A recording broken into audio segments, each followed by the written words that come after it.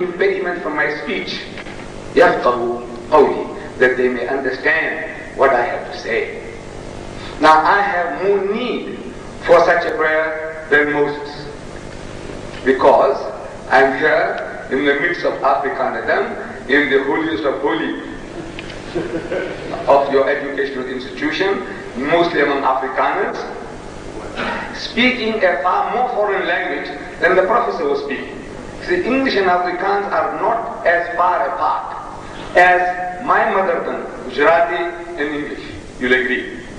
So English is more foreign to me than English is to the professor.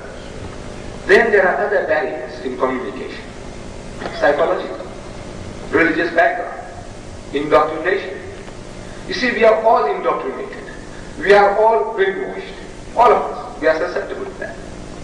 And now, with our brainwashing, somebody comes along from the opposite camp, is trying to steal your loyalty, trying to take you away from your preconceived notion. It's difficult. It's difficult.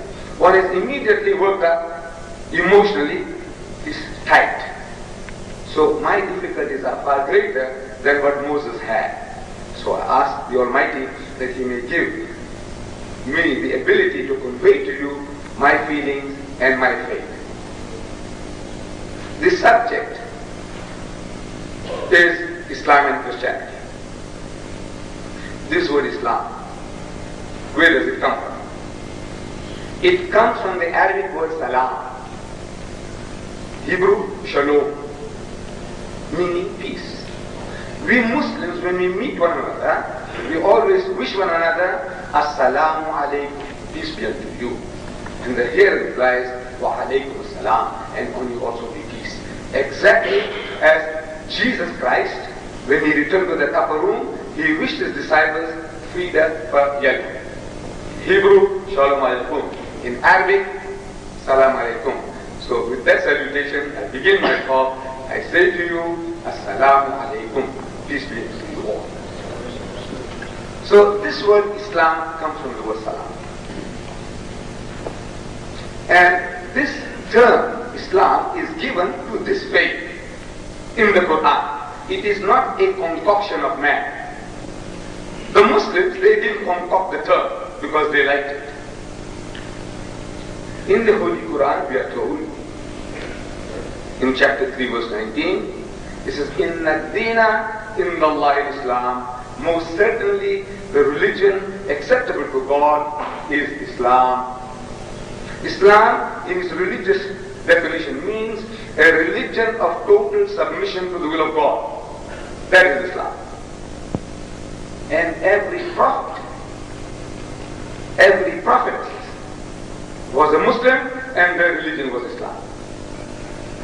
The religion of Moses. You ask any student of theology, say, what was the religion preached by Moses? He will respond readily, it's a Judaism. I am asking learned Jews, rabbis, where did you get this word Judaism from? Is it in your Torah? He says no. Is it in your Talmud? He says no. Is it in your Mishnah? He says no. So where did you get it? This term Judaism, where did you get this word Judaism from? It's not in your books of authority, not in the Bible. His so-called Torah, Mishnah, Talmud, nowhere. How did you get it? I said, you see, the Jews, when they conquered Palestine, Palestine was divided among the tribes. And that part of land in Palestine, which was occupied by the children of Judah, was called Judea. And the people from the outside, they said that the religion of the children of Judah in Judea is Judaism. And they liked the term and they adopted it. But the religion of Moses, according to the teachings of Islam, was Islam. Because the definition of the term is a religion of total submission to God's will. If we can meet Moses at any time in the hereafter, and we can question him if he gives us that liberty, said, oh Moses, what is your religion? We do not expect him to say Judaism, because it's a term which he never heard. In his life he never heard the term Judaism. It was not invented. during his lifetime. I expect him to say that my religion is a religion of total submission to God's will. And one word for that in the Arabic language is Islam. Christianity, Professor, I may say so. Where did the word Christianity come from? Is it in the Good News Bible? In the Roman Catholic Bible? Any Bible? You students of theology, you know better.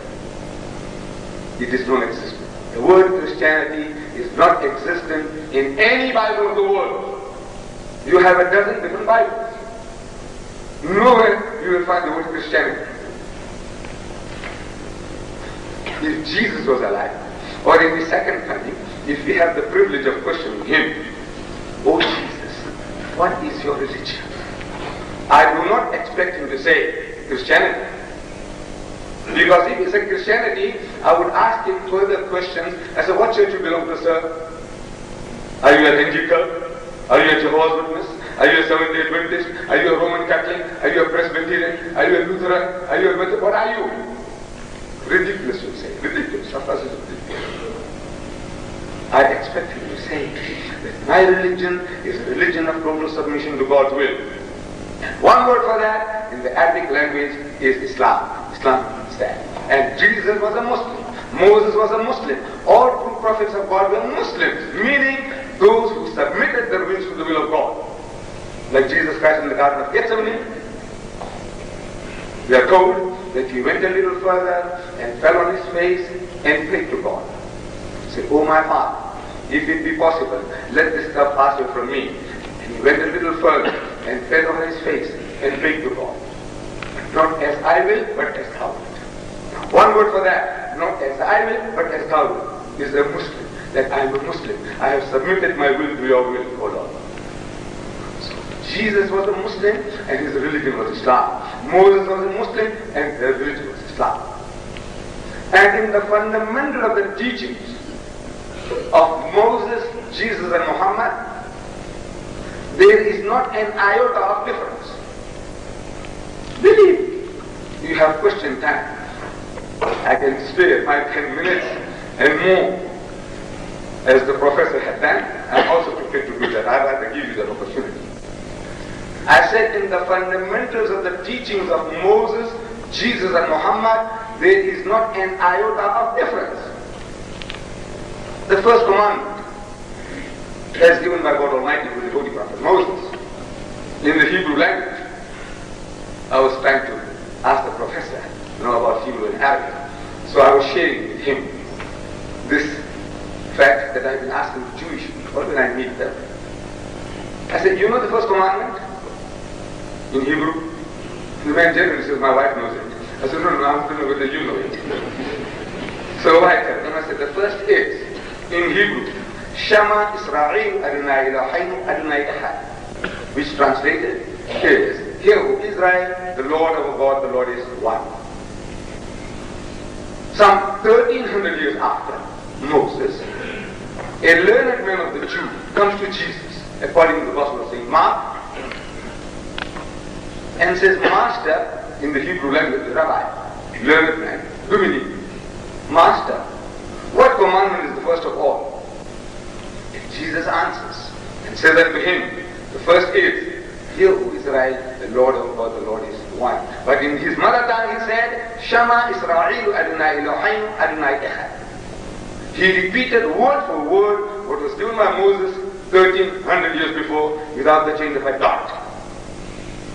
Saying that in the fundamental of faith there is no change. Saying, some 600 years later, a Christian deputation comes to Muhammad in Medina, and they have a dialogue for 3 days and 3 nights. During the course of the dialogue, the spokesman for the Christian poses the question, among so many other things. So all right now, tell us, O Muhammad, what is your concept of God? Muhammad is going to say, as recorded in the 112th chapter of the Holy Quran, "Qul huwallahu ahad." Say, He is Allah, the one and only. He said ahad, Jesus said ihad, Moses said ihad. What's the difference? Actually, it's the same word